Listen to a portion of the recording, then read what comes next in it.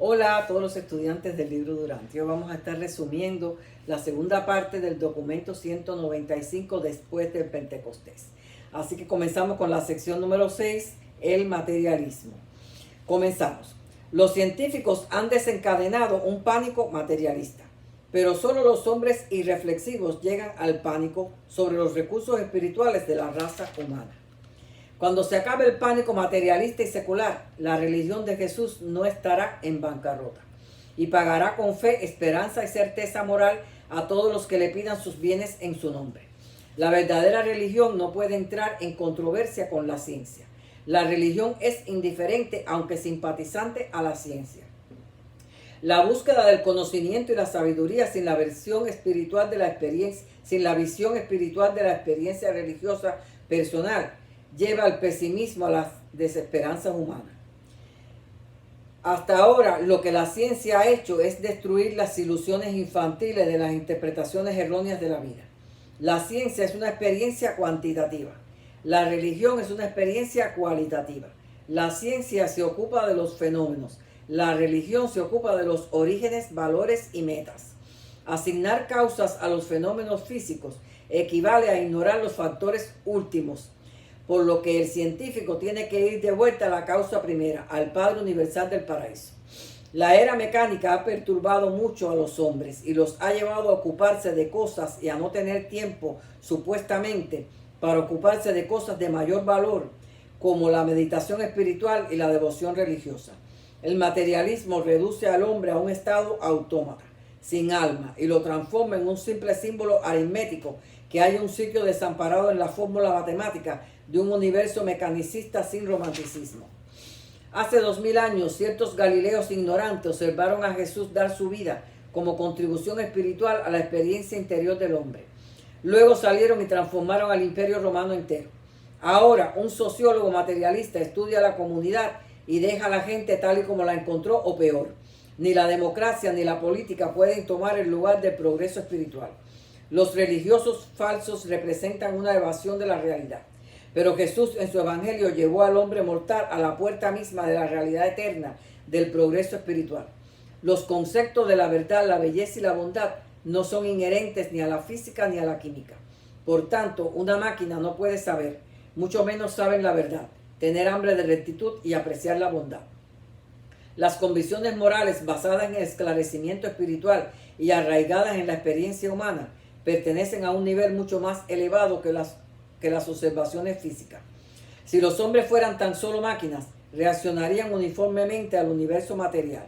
No existiría la individualidad y mucho menos la personalidad. No tendrían alma ni mente, todo lo cual es no material. El materialismo existe, pero no es exclusivo. El mecanicismo existe, pero no es incondicionado. El determinismo existe, pero no está solo. El universo finito es la materia con el tiempo.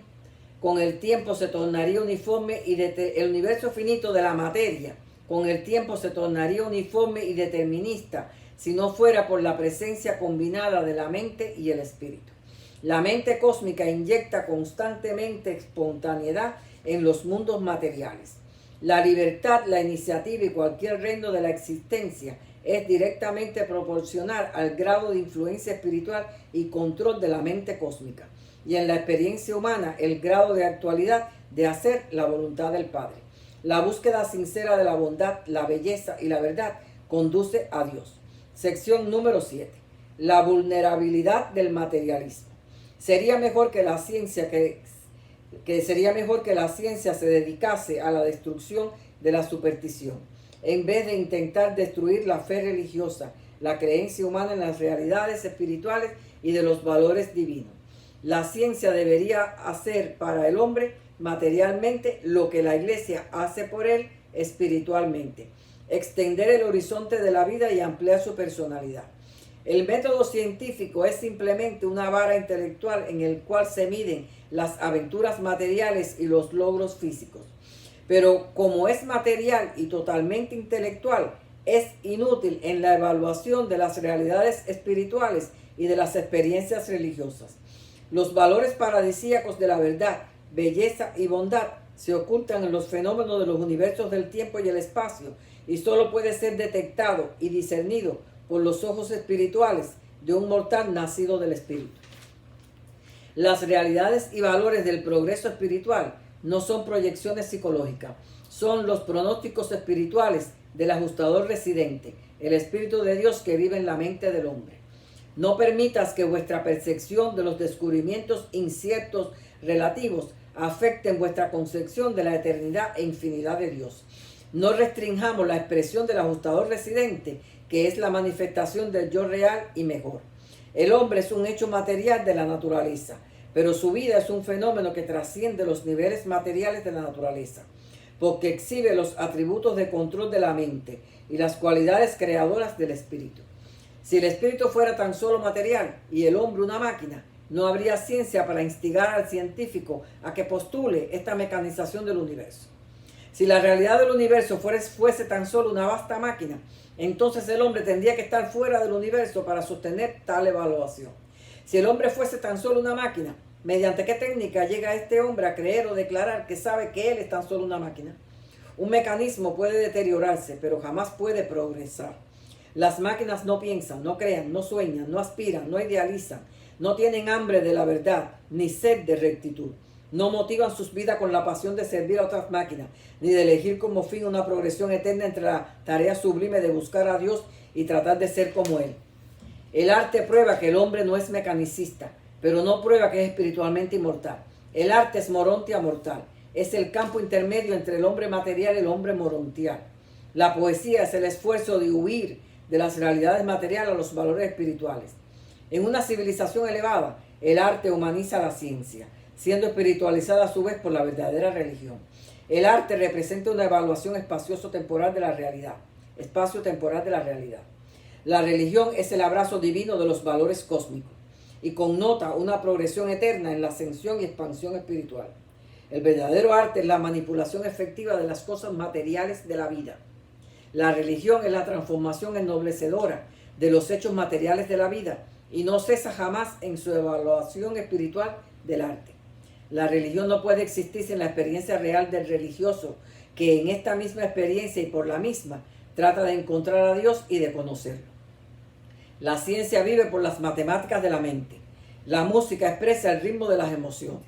La religión es el ritmo espiritual del alma, en armonía espacio-temporal con las medidas de melodías más elevadas y eternas de la infinidad. La experiencia religiosa es, en la vida humana, algo que es verdaderamente super matemático. El universo no es como el arte del artista, sino como el artista que lucha, sueña, aspira y avanza, buscando trascender el mundo de las cosas materiales en un esfuerzo por alcanzar una meta espiritual. El científico, y no la ciencia, percibe la realidad de un universo de energía y materia en evolución y avance.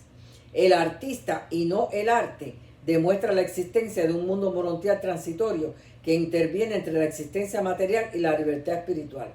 El religioso, y no la religión, prueba la existencia de las realidades del espíritu y de los valores divinos que se han de encontrar en el progreso de la eternidad. Sección número 8. El totalitarismo secular. Aun cuando el materialismo y el mecanicismo sean vencidos, queda el secularismo, una influencia devastadora que considera todo basándose únicamente en el mundo material sin recurrir a la religión. El secularismo moderno ha sido fomentado por dos influencias mundiales. Número 1, la actitud de la ciencia atea, de miras estrechas y sin Dios. Número 2, la actitud de la sociedad de concentrarse en sí mismo y no profesar religión, lo cual ha llevado a las sociedades modernas por un camino donde las organizaciones religiosas pierden influencia social, que si bien el individuo se libera de imposiciones religiosas, si no decide buscar a Dios por su cuenta, se pierde en el camino. El pensamiento occidental se ha ido secularizando progresivamente. La mayoría de los cristianos profesos de la civilización occidental son en realidad secularistas inconscientes. El secularismo rompió las cadenas del control de la iglesia y ahora amenaza con establecer un nuevo dominio ateo en el corazón y la mente del hombre moderno. El estado político tiránico y dictatorial que aún se ha globalizado es la herencia directa del materialismo científico y del secularismo filosófico. Así, el secularismo te libera de la iglesia vendiéndote el vínculo esclavizante del Estado totalitario. El secularismo libra al hombre de la esclavitud eclesiástica, pero tan solo para traicionarlo, entregándolo a la tiranía de la esclavitud política y económica. El materialismo niega a Dios, el secularismo simplemente lo ignora. El secularismo moderno tiende a afirmar que el hombre no necesita a Dios. Pero cuidado, si esto no se corrige, el fin será un desastre mundial. El secularismo jamás traerá paz a la humanidad. Nada puede tomar el lugar de Dios en la sociedad humana. El gran error de los que se sublevaron contra el control eclesiástico fue que después de lograrlo, prosiguieron también a rebelarse contra Dios mismo, a veces tácitamente y a veces abiertamente. La sublevación secularista fue demasiado lejos y perdió de vista a Dios y con ello a la religión verdadera, por lo que cosecharon guerras mundiales y mucha inquietud internacional. No era necesario sacrificar la fe en Dios para liberarse de la esclavitud religiosa institucionalizada. La fe en Dios es un concepto individual entre Dios y el hombre. Esta sociedad humana secularista, a pesar de todos sus logros materiales sin paralelo, se está desintegrando paulatinamente. La debilidad inherente del secularismo consiste en que desecha la ética y la religión a favor de la política y del poder. No se puede establecer la hermandad de los hombres si se ignora o se niega la paternidad de Dios. El optimismo secular, social y político es una ilusión. Sin Dios no habrá nunca paz. Eso es una ilusión, el secularismo. El optimismo secular, social y político es una ilusión. Es como la Matrix, ¿no? Una ilusión. Sin Dios no habrá nunca paz. La secularización completa de la ciencia, la educación, la industria y la sociedad puede conducir tan solo al desastre total nacional y eventualmente mundial. Sección número 9. El problema del cristianismo. Aún hasta estos tiempos materialistas y secularistas, las verdades del Evangelio de Jesús aún persisten. Aunque languidecen por falta de una nueva visión de las enseñanzas de Jesús originales y necesitan un nuevo contacto con las enseñanzas no transigidas de Jesús, Urantia se tambalea en el borde mismo de una de las épocas más sorprendentes y cautivantes de reajuste social, aceleración moral y esclarecimiento espiritual. Las enseñanzas de Jesús sobrevivieron a los cultos de misterio de su época, sobrevivieron a la ignorancia y superstición de los siglos de las tinieblas y oscuridad de la Edad Media. Ahora va triunfando poco a poco sobre el materialismo y el secularismo del siglo XX y el corriente. Y estas eras de grandes pruebas y peligros de derrota siempre son eras de grandes revelaciones. La religión de Jesús necesita nuevos líderes espirituales capaces de enfocarse en las enseñanzas de Jesús y no en Jesús. Si el cristianismo persiste en desatender su misión espiritual mientras continúa enfocándose en lo material y social, el renacimiento espiritual deberá esperar el advenimiento de los nuevos maestros de la religión de Jesús, que se dedicarán exclusivamente a la regeneración espiritual de los hombres. Será entonces cuando estas nuevas almas nacidas del Espíritu provean el continuo liderazgo e inspiración que se requiere para una reorganización social, moral, económica y política en el mundo. El hombre primitivo cayó bajo la esclavitud supersticiosa al terror religioso. Los hombres modernos civilizados temen caer bajo el dominio poderoso de convicciones religiosas. El hombre pensante siempre temió caer cautivo de una religión. Pero la verdadera religión de Jesús solo exige que dediques tu vida a buscar el conocimiento de la voluntad del Padre en el cielo para ti. Y que las energías del vivir se consagren al servicio altruista de la hermandad del hombre. No hay que depender de nadie. Esto es una transacción entre Dios y el hombre. Pero los hombres y mujeres egoístas, francamente, no quieren pagar este precio. Y de pasar a liberarse de la iglesia, pasan a entregarse al gobierno político y económico. Solo cuando el hombre se haya desilusionado suficientemente de las congojas y desencantos que acompañan su búsqueda necia y engañosa del egoísmo, habrá descubierto la esterilidad de todas esas cosas materiales y temporales y estará dispuesto a volverse de todo corazón al Evangelio del Reino, la religión de Jesús, la asociación con Dios Padre y el Hijo, amante de los hombres y conducidores de la vida eterna. La religión de Jesús permanece en el lugar del llamado espiritual inmaculado y trascendente que evoca lo mejor que hay en el hombre, para que éste se eleve por encima de todas las herencias de evolución animal y por la gracia alcance las alturas morales del verdadero destino humano. Algunos cristianos practicantes han encontrado este llamado, pero de segunda mano, a medias. Aún tendrán otro camino que recorrer a través del original. El cristianismo está amenazado con una muerte lenta a manos del formalismo. La iglesia cristiana moderna no es esa hermandad de creyentes que Jesús comisionó para que realizara la transformación espiritual de las generaciones sucesivas de la humanidad. Y el así llamado cristianismo se ha vuelto un movimiento social y cultural, así como una creencia y una práctica religiosa.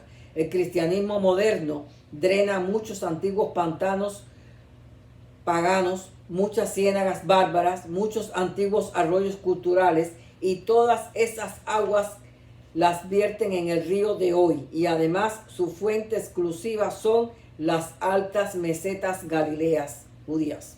Han cristalizado una religión antigua en el tiempo presente, ignorando que cada generación debe adaptarla sin desvirtuar el mensaje original de Jesús, que Dios es el Padre de todo, que creamos en Él por la fe, que busquemos su perfecta voluntad, que nos afiliemos a la hermandad del Espíritu y nos amemos unos a otros, y que recordemos al Hijo que estuvo entre nosotros y ahora vive junto al Padre en nuestro corazón. Sección número 10. El futuro. Es inútil hablar de un renacimiento del cristianismo primitivo. Necesitamos ahora de Jesús, pero a partir del punto en que nos encontramos en este momento. Necesitamos un bautismo espiritual con una nueva revelación de la vida de Jesús. Ese es el gran evento que esperamos. Y cuando esto ocurra, el Espíritu atraerá al hombre hacia Él. La religión es solo un humanismo exaltado hasta que se le haga divina, mediante el descubrimiento de la realidad de la presencia de Dios en la experiencia personal. La revelación de Dios no se puede reprimir con credos ni con sistemas de esclavitud espiritual. La religión de Jesús es libre, es divina, es sublime, es sencilla, es impresionante, es atractiva, es solente, salva y revela a Dios Padre. ¿Cómo se atreven a reprimir estas religiones? Recordad siempre, Dios y los hombres se necesitan mutuamente.